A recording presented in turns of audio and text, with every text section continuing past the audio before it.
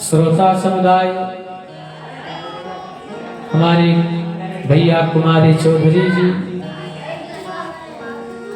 फेटवा से आए हमारे चंद्रिका प्रसाद उपाध्याय जी, हमारे भैया राम प्रकाश मिश्रा जी, यजमान जी के कुल पुरोहित पंडित राम विलास मिश्र जी, गांव क्षेत्र के हमारे भैया दौलत चक निवासी भक्तजन, माताएं बहनें, दाहिने भाग में विराज रहे हमारे भैया सागर भैया, संदीप भैया, बहुत सुंदर आप हारगन और नाल बजाते हैं। आइए मन और वाणी को पवित्र करने हेतु 2 बार भगवान नाम संकीर्तन करते हैं।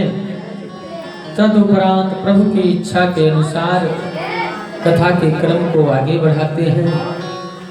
सभी लोग गुनगुनाएंगे और मंद मंद ताली बजाते हुए गाएंगे।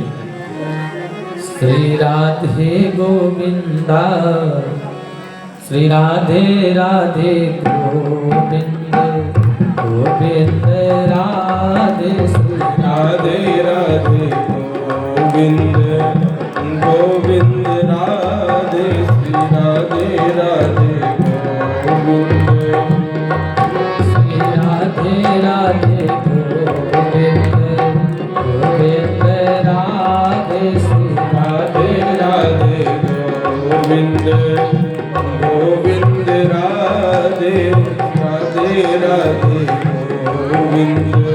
हाथ उठा करके ताली से सेवा कीजिए। आप सब लोग इतने लोग हो, जय हो।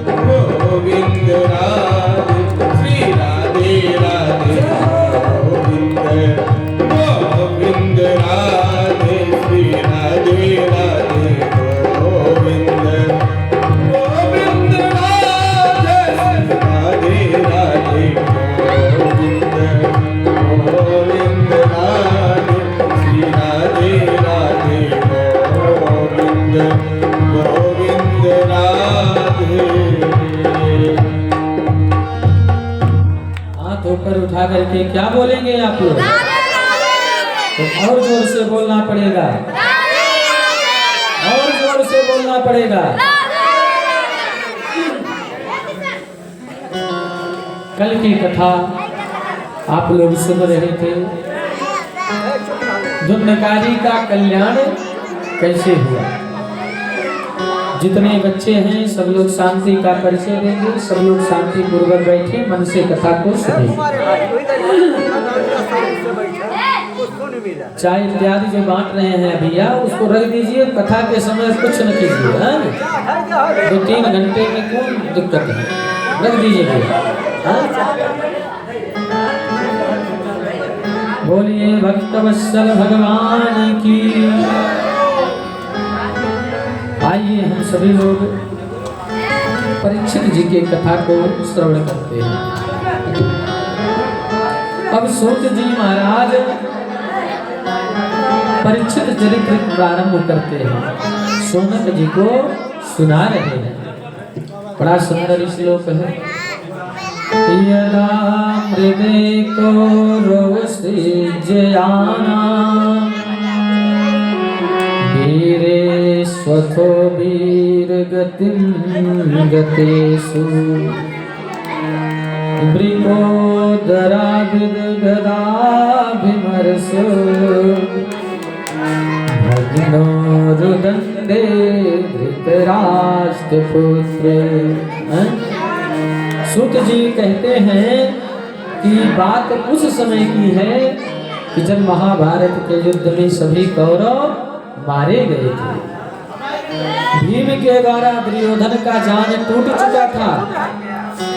यह दुर्दशा जब अश्वत्थामा देखा तो विकल हो गया, दुखी हो गया और दुर्योधन से बोला कि हे मित्र दुर्योधन, मैं 5 पांडवों का सिर ला करके आपके सामने रख दूंगा। या कह करके रात्रि में नंगी तलवार लेकर के चल पड़ा। और इधर जो 5 पांडव थे वो श्री कृष्ण के साथ शिविर से बाहर गए थे। तो 5 पांडवों के पुत्रों ने सोचा कि आज चलते हैं अपने पिताजी के बिस्तर पर सोते हैं। भीम का पुत्र भीम के समान, अर्जुन का पुत्र अर्जुन के समान, नकुल का पुत्र नकुल के समान 5 पांडवों के पुत्र अपने पिता पर ही गए थे। इधर अश्वत्थामा पहुंचता है तो सोचता है कि ये 5 पांडव हैं, क्योंकि मुख वैसे लग रहा था। तुरंत क्या किया, तुरंत 5 पांडवों के पुत्रों के गले को काट करके और लेकर के पहुंच गया कुरुक्षेत्र में दुर्योधन के पास। दुर्योधन ठहाका लगा करके हंसने लगा कि मित्र, तुमने बहुत बड़ा काम किया। हम कौरव 100 भाई थे, एक भी पांडवों को नहीं मार पाए, लेकिन आपने तो 5 को मार दिया। अब एक काम करो मित्र, जो भीम है उनका सिर हमें ला करके दो। अश्वत्थामा भीम के सिर को ले जाकर के दुर्योधन को देता है। दुर्योधन ऐसे जैसे दबाता है कोहरे की बतिया की तरह सर विदीर्ण हो जाता है। दुर्योधन जान जाता है कि ये भीम हो ही नहीं सकता, क्योंकि भीम 10,000 हाथियों का बल रखने वाला और इस तरह से फट जाए सर। ध्यान से देखा तो पता चला कि ये भीम का पुत्र है। दुखी हो गया, रोने लगा और दुर्योधन ने कहा कि तुमने तो हमारे कुल को ही समाप्त कर दिया। और बहुत दुखी हुआ और रोते रोते प्राणों का त्याग कर दिया, प्राणंत हो गया। और इधर जब द्रौपदी शिविर में आई और बेटे की दुर्दशा देख करके रोने लगी, भाई सर है नहीं, धड़ पड़ा हुआ है। श्री कृष्ण और अर्जुन अश्वत्थामा को पकड़ करके द्रौपदी के पास लेकर आते हैं और द्रौपदी से कहते हैं कि इसके साथ क्या किया जाए। ढेरों सा खून बह रहा था, अबला खड़ी रो रही है, द्रौपदी बाल बिखराए हुए लालों पर पड़ी रो रही है। द्रौपदी ने ऐसा शब्द कहा कि कोई नहीं कह सकता। उन्होंने कहा कि मत्तम प्रमत्त उन्मत्तम सुप्तम बाल स्त्रियम जड़म प्रपन्न विरथम भीतम नारिपो धर्मवितु। अब ऐसे तो भैया कोई शराब पी करके मतवाला हो तो उसको कभी नहीं मारना चाहिए, हैं? उन्मत्त हो उसको नहीं मारना चाहिए। दूसरा, कोई मूर्ख व्यक्ति हो उसी की बात को मान लेना चाहिए, लेकिन नहीं मारना चाहिए। छोटा बालक हो, छोटा बालक अबोध होता है, कितनों गलती कर दे लेकिन उसको नहीं मारना चाहिए। आपकी पत्नी हो, स्त्री हो, उसको भी नहीं मारना चाहिए। मैं नहीं कह रहा हूं, भागवत जी में लिखा है बालम स्त्रियम जड़ माने मूर्ख। इन लोगों को नहीं मारना चाहिए, लेकिन अश्वत्थामा क्या किया है? ये तो 5 पुत्रों को मारा है। इससे बड़ा आतंकवादी कौन हो सकता है? द्रौपदी के सामने लाया गया, द्रौपदी से कहा गया कि इसके साथ क्या किया जाए, और कहने लगे भी कि द्रौपदी हमें जल्दी बतला, क्या करूं कि तेरा दिल भर डालूं, खींच लो खाल सारे तन की, या टुकड़े टुकड़े कर डालूं। तब द्रौपदी ने कहा ऐसा शब्द कोई नहीं कह सकता। जिसका पुत्र मरा हो वो तो भैया उसके अंदर दया तो अइबे नहीं करेगा, लेकिन वो कह रही है मुच्यताम मुच्यताम निखु ब्राह्मणो नितरम गुरु। उन्होंने कहा छोड़ दो, क्योंकि ये ब्राह्मण हैं और ब्राह्मण के साथ ये आपके गुरु के पुत्र भी हैं, और गुरु के पुत्र का वध नहीं करना चाहिए, नहीं तो ब्रह्म हत्या का पाप लगता है। अब तो अर्जुन परेशान हो गए कि अब क्या करें, ये तो इतना बड़ा आतंकवादी है, इसको छोड़ दे, हैं? और द्रौपदी को दया आ गई। जिसके दिल में दया का खजाना न हो, राम का नाम लेने से क्या फायदा। जिसके दिल में दया का खजाना न हो, राम का नाम लेने से क्या फायदा। जिसके दिल में दया का खजाना न हो, राम का नाम लेने से क्या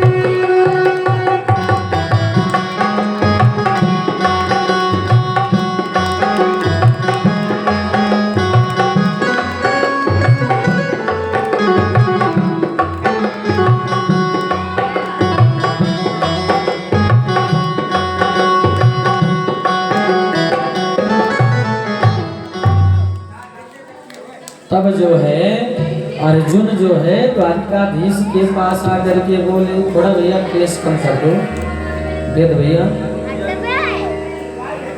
आकर बोले कि हे द्वारिकाधीश, अब मैं क्या करूं? तब श्री कृष्ण ने कहा कि ब्राह्मण का भी वध योग्य नहीं होता है, ब्राह्मण का कभी वध नहीं करना चाहिए, लेकिन आतंकवादी को छोड़ना भी नहीं चाहिए। अब तो अर्जुन और परेशान। अर्जुन ने कहा मैं आपसे सलाह माना तो आप कह रहे हैं, एक तरफ कह रहे हैं कि मारो और एक तरफ कह रहे हैं छोड़ दो, गुरु का पुत्र है। तब भगवान ने कहा कि शरीर का वध करना वध नहीं कहलाता है। भाई किसी आदमी का ज्यादा प्रतिष्ठा हो, समाज में खूब प्रतिष्ठा हो और उसी समाज में उसका अपमान कर दिया जाए तो उस अपमान को ये जितनी बार सोचेगा उतनी बार अपने को मरा समझेगा। अर्जुन समझ गए, तुरंत क्या किए, तुरंत पहुंचे और उसके सिर के बाल को मुड़वा करके, मणि को निकाल करके और करिखाल गाले में पतवा करके और धक्का मार करके भगा दिया। अब अश्वत्थामा और क्रोधित हो गया और कहा कि मैं पूरे पांडव वंश का ही नाश कर दूंगा। और अर्जुन हाथ जोड़ लिए भगवान श्री कृष्ण से कहने लगे, प्रभु आज आपने ही ब्रह्म हत्या के पाप से हमको बताया है। मतवारी वाकी चाल मन मदन गोपाल, मतवारी वाकी चाल मेरो मदन गोपाल, मतवारी वाकी चाल मेरो मदन गोपाल, मतवारी वाकी चाल मेरो मदन गोपाल, मतवारी वाकी चाल मेरो मदन गोपाल। और ओके घूंघर वाले बाल मेरो मदन गोपाल, ओके घूंघर वाले बाल मेरो मदन गोपाल, ओ देवकी का लाल मेरो मदन गोपाल, ओ तो देवकी का लाल मेरो मदन हाथ ऊपर कीजिए गोपाल। बड़े भाव से, हे हरि।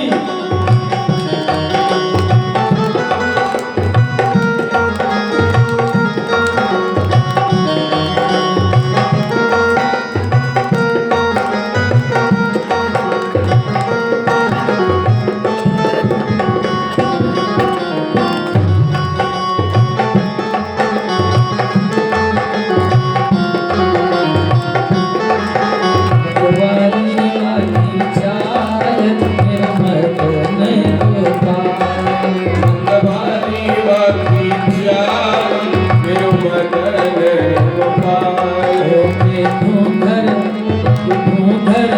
ओके घूंघर वाले बाल मेरो मदन गोपाल, ओके घूंघर वाले बाल मेरो मदन गोपाल, देवकी का लाल मेरो मदन गोपाल, ओ तो देवकी का लाल मेरो मदन गोपाल,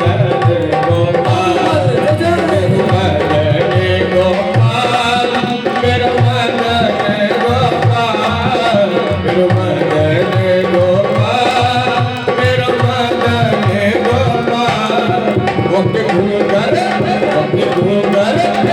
घूंघर वाले बाल मेरो मदन गोपाल, ओ तो देवकी का लाल मदन गोपाल, घूंघर वाले बाल मेरो मदन गोपाल, मेरो मदन गोपाल।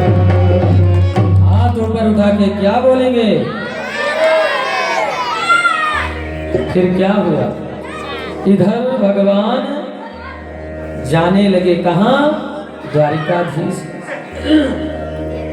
उसी समय भीड़ को चीरती हुई एक अबला स्त्री आई और रोने लगी, कहने लगी कि हाँ हाँ मोहन, हाँ हाँ मोहन, दासी पर आप कृपा कीजिए, मेरे जीवन को ले लीजिए या मेरा गर्भ बचा लीजिए।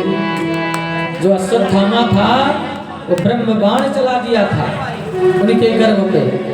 ध्यान लगा करके भगवान देखे तो सोचने लगे ये कौन है।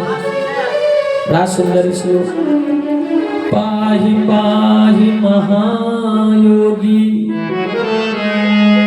देव देव जगतपते। हे प्रभु रक्षा कीजिए, रक्षा कीजिए। और कहने लगे मोहन जी ये क्या गूढ़ वेद जो नहीं समझ में आता है। ओ हाँ हाँ मेरा बाल गर्भ भीतर ही जलता जाता है।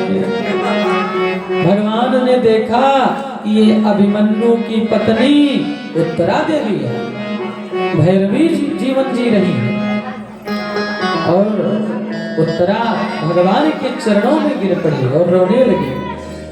भैया अगर प्रेम से प्रभु को कोई भी बुलाता है तो प्रभु उसके कष्ट को जरूर दूर करते हैं। हरि का नाम अमृत है, हमें पीना नहीं आता। प्रभु ने जिंदगी दे दी, हमें जीना नहीं आता। और बतावें इसी अनमोल चोले को देवता भी तरसते हैं, हरि कृपा से मिलते हैं, इसे छीना नहीं जाता। बहुत उपदेश होते हैं, ये सुधरती क्यों नहीं दुनिया। हमें कहना तो आता है मगर करना नहीं आता। भगवान ने कहा क्या हुआ? तो उत्तरा ने कहा मुझे अपने प्राणों का मोह नहीं है, लेकिन जो मेरे पेट में बच्चा है इस पर कोई आँच ना आए। भगवान तुरंत अंगूठे के रूप बना करके उस बालक की रक्षा करते हैं।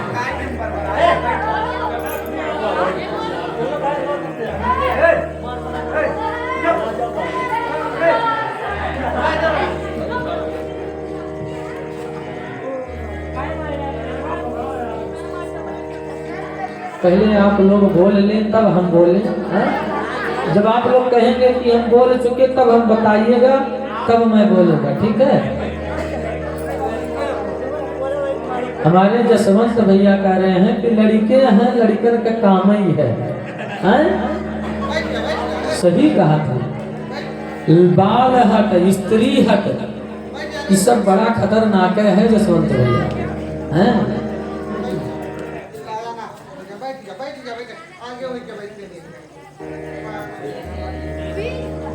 बोलिए वृंदावन बिहारी लाल की। अच्छा ये बताओ कथा कहाँ चल रही थी? कोई अगर श्रोता सुन रहा था मन से तो एक लोग खड़े होकर बता दें कि कथा में कहाँ, मैं भूल गया, मुझे याद नहीं आ रहा है। यजमानी जी बता दें कि कथा में कहाँ कर रहा था। वो भगवान जी काम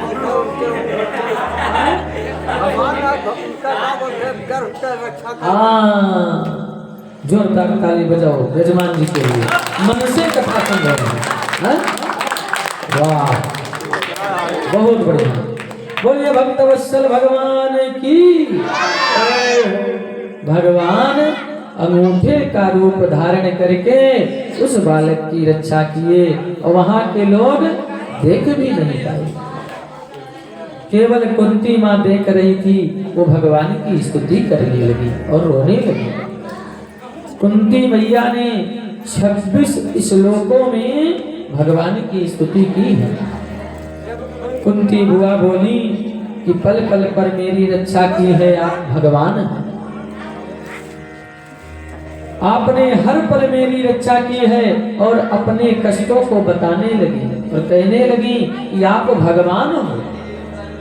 भगवान श्री कृष्ण ने कहा मैं कहाँ भगवान हूँ, आप बुआ हैं, मैं भतीजा हूँ, ये क्या कह रही है? लेकिन कुंती बुआ मान नहीं रही है, कह रही आप भगवान हैं और अपने दुखों को बताने लगी।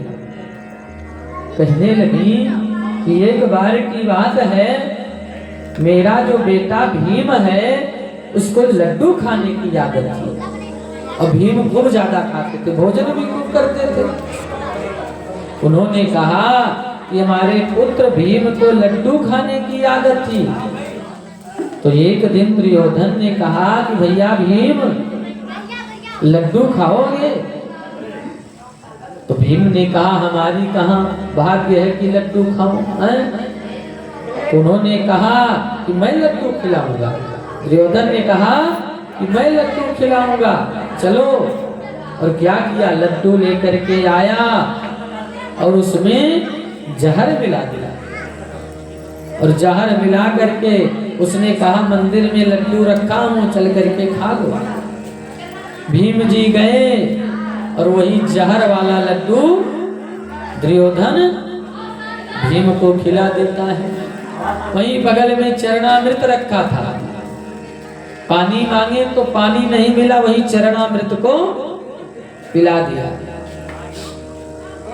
भीम का कुछ नहीं हुआ। क्यों नहीं हुआ? क्योंकि वो चरणामृत पीने के कारण उनका बाल बांका नहीं हुआ। कुंती बुआ ने कहा कि आप नहीं होते तो उस समय कैसे रक्षा होती। लेकिन भैया अब चरणामृत कोई पीना नहीं चाहता है,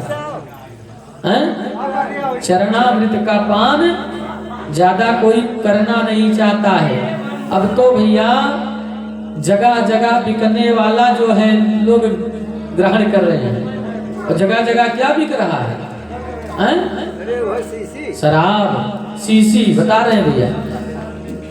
और भैया जब शराब पी करके गाड़ी को लेकर के चले, हुआ एक्सीडेंट है, और जब एक्सीडेंट हुआ एम्बुलेंस आया लेकर के अस्पताल में पहुंचे भैया, तो डॉक्टरों ने कहा इसको शीशी से बड़ा प्रेम है, बोतल से इसको बड़ा प्रेम है।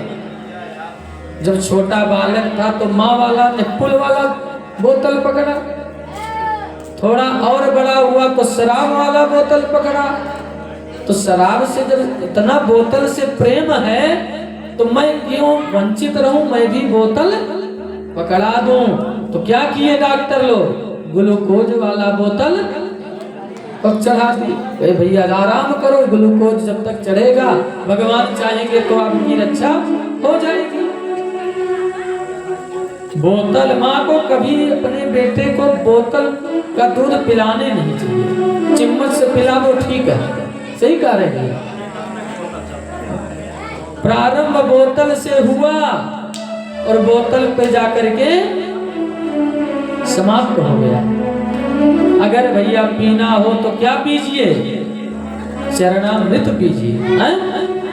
चरणामृत पीने से ही कल्याण होगा कि शराब पीने से होगा? हाँ या ना में बताइए, चरणामृत पीने से कल्याण होगा कि नहीं होगा? होगा ना। और शराब से नहीं होगा ना। आनंद होता है,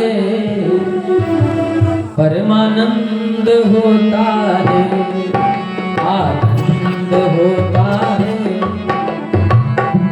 परमानंद होता है, आनंद होता है, परमानंद होता है, आनंद होता है, परमानंद होता है। चरणामृत को पीने से कल्याण होता है। चरणामृत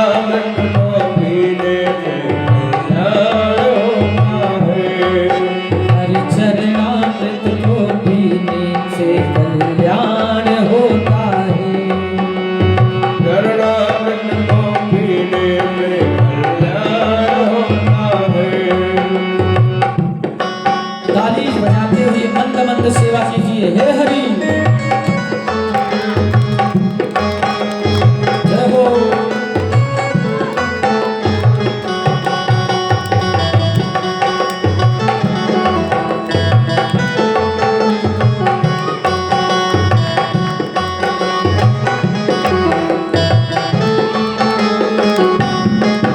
हरिचरणामृत को छोड़कर, हरिचरणामृत को छोड़कर क्यों दारू पीता है?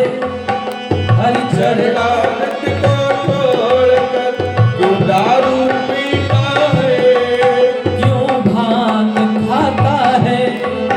क्यों भांग खाता है? क्यों सुरती खाता है? क्यों सुरती खाता है? क्यों गुटखा खाता है? क्यों गुटखा खाता है? ये बताओ, गुटखा खाने से कल्याण होगा? नहीं होगा ना। सुरती खाने से कल्याण होगा? नहीं होगा ना। शराब पीने से कल्याण होगा? नहीं होगा ना। किस कल्याण किससे होता है? चरणामृत पीने से ना। ओ चरणामृत को छोड़कर क्यों दारू पीता है? चरणामृत को छोड़कर दारू पीता है। ये सब छोड़ दो। अगर पीना हो तो क्या पियो, उसी से कल्याण होगा। बजा दीजिए, बजा दीजिए, बहुत सुंदर। जय हो। जय जय।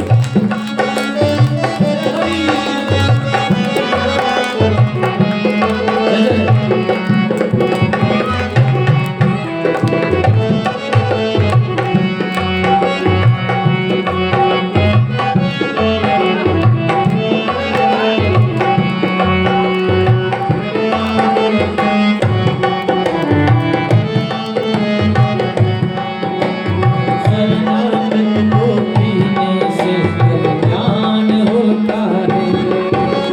चरणामृत को पीने से कल्याण होता है। आनंद होता है, परमानंद होता है। आनंद होता है, परमानंद होता है। आनंद होता है, परमानंद होता है। आनंद होता है, परमानंद होता है। हरिचरणामृत को पीने से कल्याण होता है। चरणामृत को पीने आप ऊपर कीजिए, हे हरि।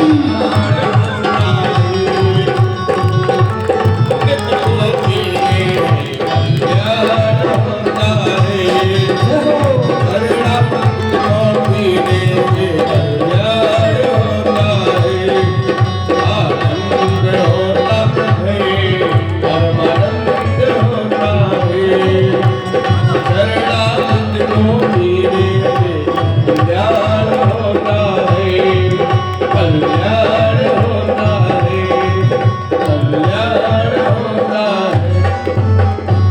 हाथ ऊपर उठा करके क्या बोलेंगे?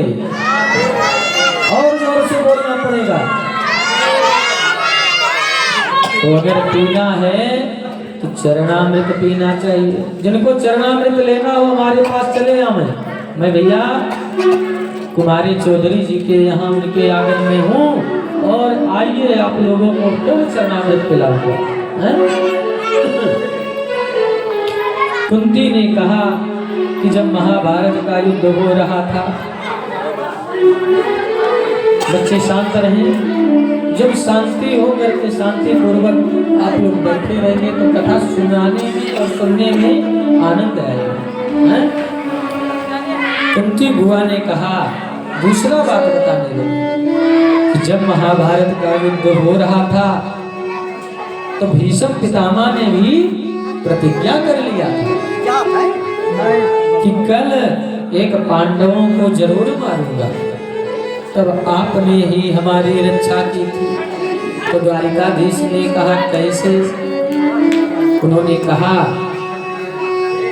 कि जब भीष्म पितामह ने प्रतिज्ञा किया, उन्होंने कहा कि मैं आज प्रतिज्ञा करता हूँ अपना वचन निभाऊंगा और कल के महायुद्ध में मैं एक पांडवों को मैं मारूंगा। तब आपने ही रक्षा की, जैसे माँ अपने बालक की रक्षा करती है उसी प्रकार आपने रक्षा किया। कराई सदा तीन की रखवारी जिमी बालक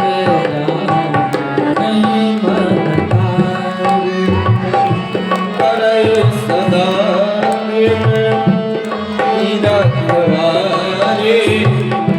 जिमी बालक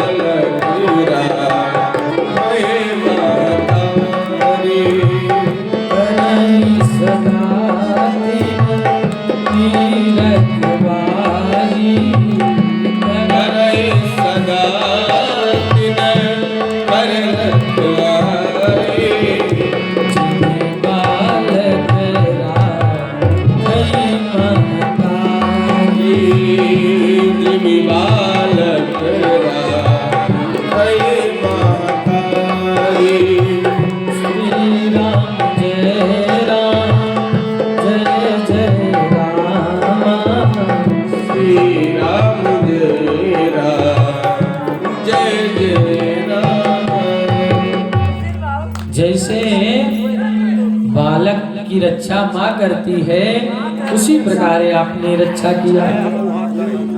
कहे कैसे? श्री द्वारिकाधीश जी महाराज द्रौपदी से कहे थे कि हे द्रौपदी, ब्रह्म मुहूर्त में उठ जाना और भीष्म पितामह जी के पास चलना, आशीर्वाद ले आना। द्रौपदी ने कहा ठीक है भैया। ब्रह्म मुहूर्त की बेला में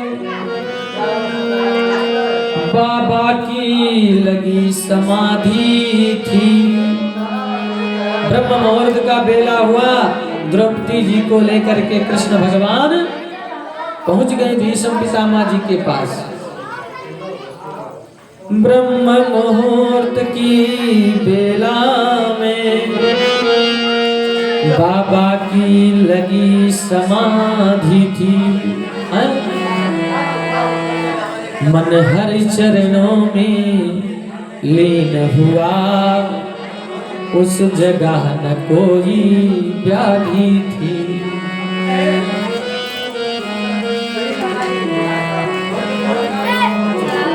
उस समय ब्रह्म मुहूर्त का बेला था। भगवान श्री कृष्ण द्रौपदी को लेकर के बाबा जी के पास पहुंचते हैं और क्या किए? खुद तो बाहर हैं खड़े हुए, अंदर भेजा पांचाली को, और बच जाए लाज बहन की घर तो बड़ी खुशी कमली वाले का है?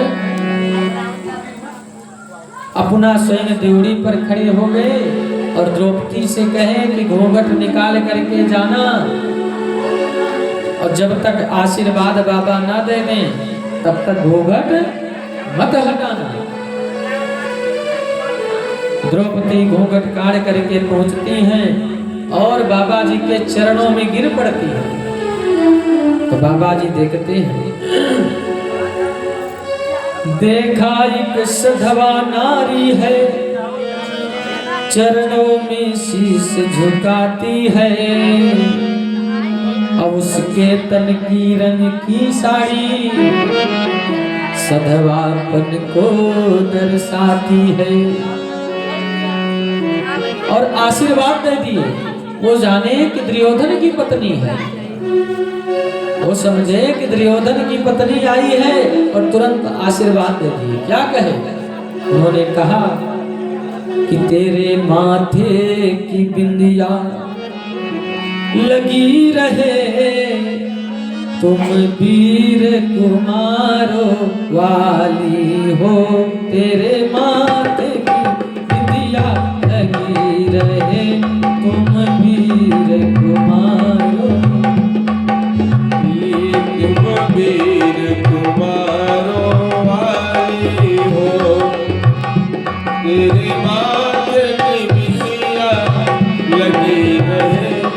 तुम वीर कुमारो वाली हो।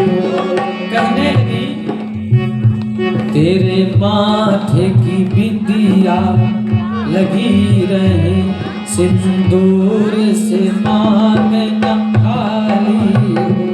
तेरे माथे की बिंदिया लगी रहे सिंदूर न मांगो से खाली हो।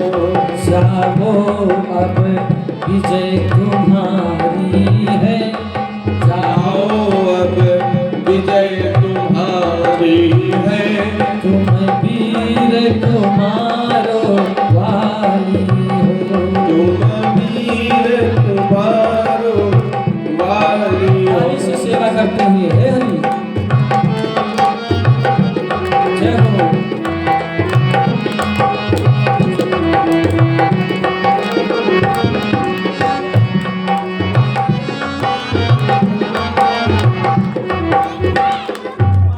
आशीर्वाद देती है कि आपके माथे की बिंदी और सिंदूर से मांग कभी नहीं खाली होगा।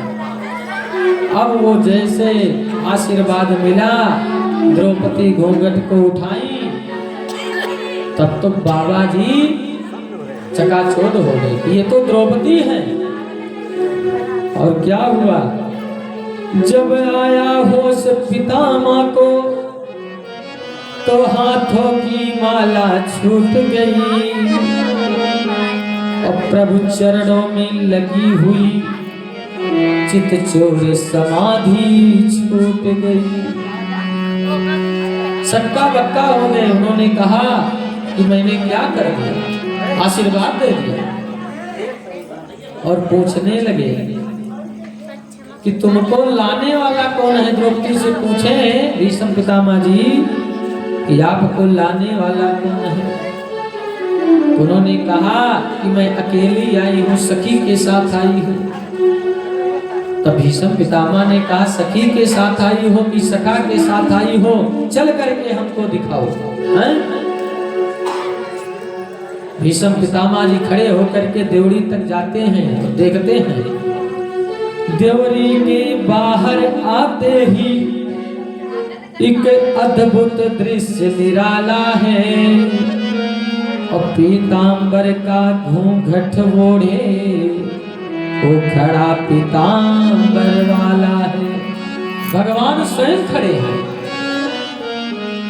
तो भीष्म पितामह जी ने कहा दिया कि जिसके रक्षक भगवान स्वयं खड़े हैं तो मैं क्या कर सकता हूँ, और आशीर्वाद दे दिया। उन्होंने कहा कि हे द्रुपद सुता मेरी बेटी, जाओ अब विजय तुम्हारी है। द्रुपद सुता मेरी बेटी, जाओ अब विजय तुम्हारी है। द्रुपद सुता मेरी बेटी, जाओ अब विजय तुम्हारी है। द्रुपद सुता मेरी बेटी, जाओ अब विजय तुम्हारी है। उन्होंने कहा कि अब आपकी ही विजय होगी, कोई कुछ नहीं कर पाएगा। और भीष्म पितामह जी भगवान की स्तुति करने लगे। हैं? नैनों ने एक प्रणाम छोड़ एक शब्द भी आगे कहा नहीं और आंखों से आंखें मिली रही पर आंखों में बल रहा नहीं। भीष्म जी पांचों पांडवों को उपदेश भी दिए थे कुरुक्षेत्र में। उसके बाद श्री कृष्ण की स्तुति किए थे। भीष्म पितामह ने कहा कि हे घनश्याम, तुम मेरे सामने खड़े हो कुरुक्षेत्र में। उन्होंने कहा आप हमारे सामने खड़े हो तभी मैं अपनी बिटिया का विवाह आपसे करूंगा और आपको मुस्कुराना पड़ेगा। और जैसे कहे भीष्म पितामह जी कि मैं अपनी बिटिया का विवाह तब करूंगा जब आप मुस्कुराएंगे। तब तो श्री कृष्ण द्वारिकाधीश मुस्कुराने लगे उन्होंने कहा बाबा आप जिंदगी भर बाल ब्रह्मचारी हैं? न शादी किए न विवाह किए, बिटिया कहाँ से हो गई? तब उन्होंने बड़ा सुंदर बात बताई। उन्होंने कहा इतिमति रूप कल्पिता वितृष्णा, ये जो हमारी मति है, मति मतलब बुद्धि है, यही हमारी बिटिया है और इसी से आप जो है शादी करो, इसी से विवाह करो। भगवान ने कहा ठीक है। भगवान ने कहा वरदान मांग लो। भीष्म पितामह जी ने कुछ नहीं मांगा। और भैया जिस समय महाभारत के युद्ध में खड़े हो जाते थे भीष्म पितामह, कोई योद्धा टिकता नहीं था उनके साथ। हैं? अरे ललकारत बा फटकारत बा, बुढ़वा बघवा खड़ा श्याम के आगे, अतिरोष भरा फुफकारत बा, बुढ़वा बघवा खड़ा श्याम के आगे। और मन ही मन श्याम पुकारत बा, बुढ़वा बघवा खड़ा श्याम के आगे। और इतना ही नहीं, परलोक की राह सुधारत बा, बुढ़वा बघवा खड़ा श्याम के आगे। और भैया जब महाभारत के युद्ध में भगवान श्री कृष्ण द्वारिकाधीश सारथी बनकर के आ रहे थे तो भीष्म पितामह जी उनके सौंदर्य को देख करके मोहित हो गए। हमारे द्वारिकाधीश जी महाराज इतने अच्छे थे, भगवान हमारे इतने सुंदर थे, युद्ध करना भूल गए। अरे भक्त बधे महाभारत में, बनी सारथी आई रहे जदुराई, पीत पति फहरे लहरे, रथ हाकती डोरी उठाई उठाई, और पार्थ से बात करे मुस्काई के, माधव की लखी सुंदरताई। और क्या हुआ? सोचे लगे मन ही मन भीष्म, बाण चलाई कि ध्यान लगाई। उन्होंने कहा कि मैं बाण चलाऊं कि भगवान को देखूं, उनका ध्यान करूं। भगवान श्री कृष्ण भीष्म के अंतिम मनोरथ पूर्ण करके पांडवों से अनुमति मांगी और द्वारिकाधीश की तरफ चल पड़े। जब अर्जुन भी साथ में गए और जब पहुंचे 7 महीने के बाद जब लौट कर नहीं आए, सबके मन में संदेह होने लगा। तब तक अर्जुन दिखाई पड़े, उनका मुख कांतिहीन था। अर्जुन आज कोल भिल्लों से हारेगा। अर्जुन से कोई जीत नहीं सकता था, लेकिन आज कोल भिल्लों से हार करके आए हैं।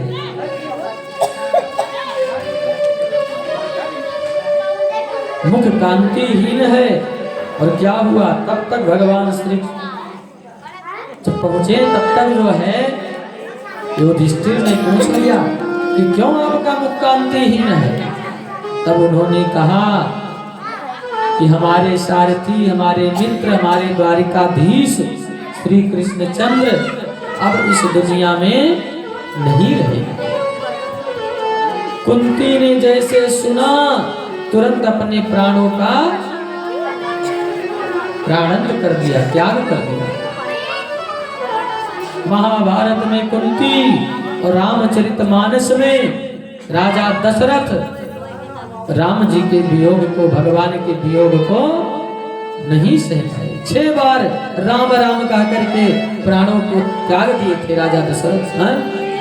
राम राम कही, राम कही, राम राम कही राम। 6 बार राम राम कह करके प्राणों का त्याग कर दिया। क्या हुआ? निर्बल के प्राण पुकार उठे, जगदीश हरे जगदीश हरे।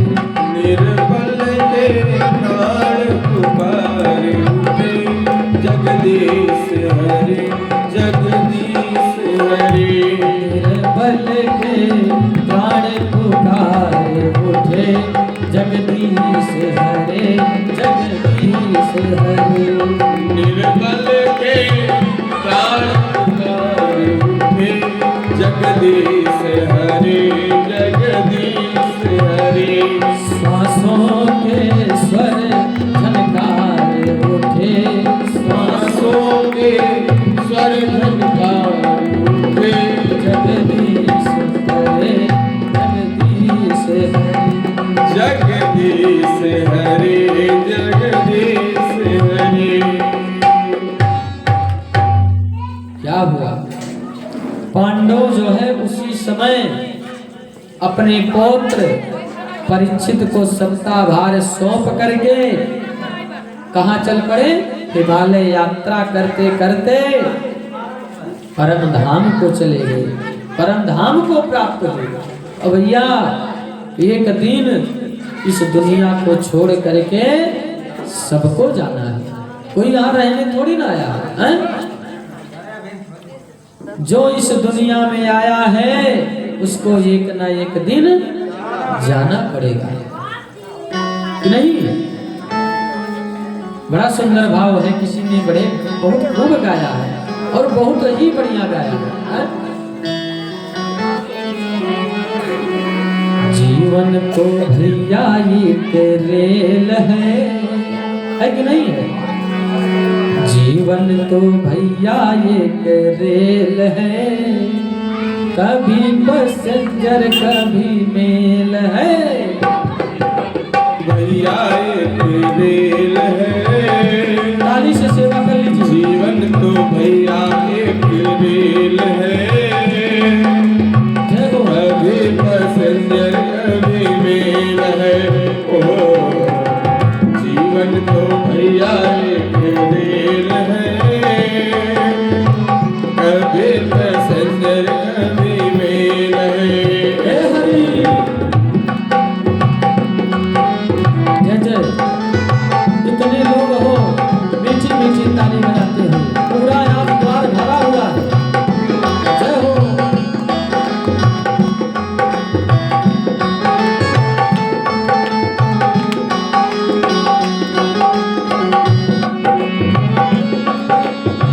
सुख दुख की पटरी पे तो लगाती है, जय। मंजिल तक हमको पहुंचाती है। सुख दुख की पटरी पे दौड़ लगाती है, मंजिल तक हमको पहुंचाती है। लेकिन कब तक? सांसों का इसमें जब तक तेल है, सांसों का इसमें जब तक तेल है, कभी पैसेंजर कभी मेल है। ओ जीवन तो भैया एक रेल है, कभी पैसेंजर कभी मेल है।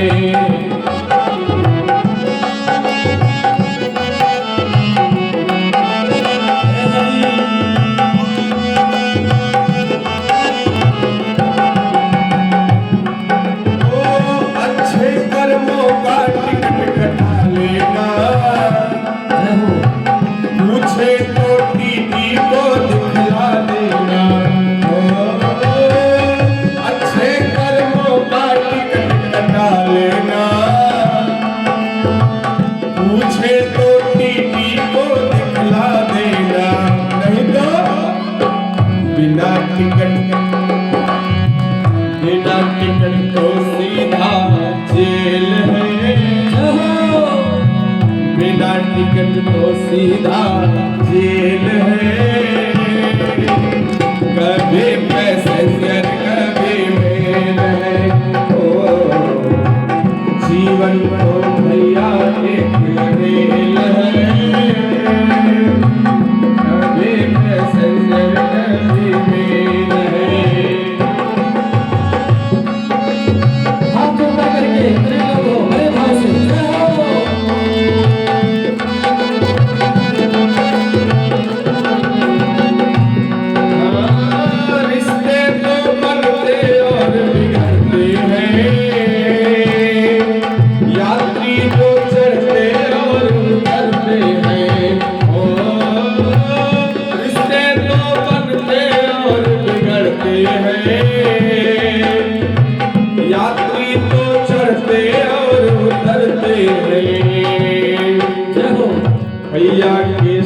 सिग्नल का ये खेल है भैया, ये सिग्नल का खेल है।